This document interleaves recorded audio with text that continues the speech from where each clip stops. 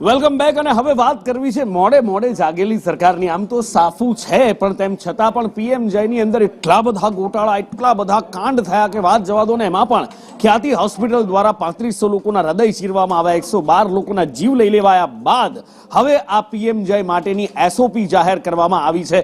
ખ્યાતિ કાંડ સંદેશ ન્યૂઝે ઉજાગર કર્યું અને એ બાદ હવે સરકારે આ એસઓપી જાહેર કરી છે, જેમાં એન્જિયોપ્લાસ્ટી કરવી હોય કે એન્જિયોગ્રાફી કરવી હોય એની સીડી અપલોડ કરવી પડશે। જો કે આ નિયમો પહેલા હતા પણ તેમ છતાં પણ અધિકારીઓની સંડોવણીના કારણે આ બધું જ થતું હોવાનું સામે આવી ચૂક્યું છે અને એ લોલમ લોલ ચાલતી આવી હતી। પણ આ એસઓપી બનાવી તો ખરી, પાલન થશે કે કેમ એ બધી વસ્તુ, એ બધા સવાલો છે। પણ હવે જોવાનું એ છે કે આ એસઓપી નું પાલન કોણ કેવી રીતે કરાવે છે, એસઓપીમાં કઈ કઈ વસ્તુની વિગત છે, શું કહી રહ્યા છે ખુદ આરોગ્ય મંત્રી, એ જુઓ।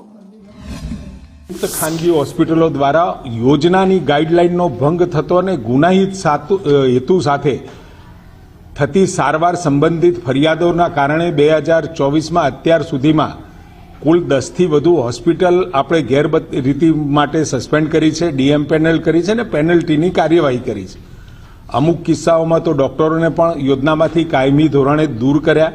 દર્દીના હિતમાં શ્રેષ્ઠ નિર્ણય લઈ શકાય તે માટે કાર્ડિયોલોજીની સેવામાં કાર્ડિયોલોજિસ્ટ અને કાર્ડિયોથોરેસિક સર્જન સાથે ફૂલ ટાઈમ કામ કરતા હોય તેવા સેન્ટરોને જ કાર્ડિયોલોજીના કન્સલ્ટન્ટ માટે માન્યતા પ્રાપ્ત ગણવાનો નિર્ણય લીધો છે, જેથી લાભાર્થીના હિતમાં સંયુક્ત રીતે શ્રેષ્ઠ નિર્ણય લઈ શકાય।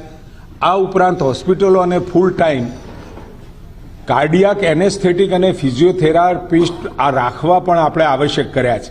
ખાસ કિસ્સામાં ઇમરજન્સી સારવાર જ્યાં અતિશય આવશ્યક હોય એવા સંજોગોમાં કાર્ડિયોલોજી સેવાઓ આપતા સેન્ટર એન્જિયોપ્લાસ્ટી કરી શકશે અને એની સીડી પણ એ પાછળથી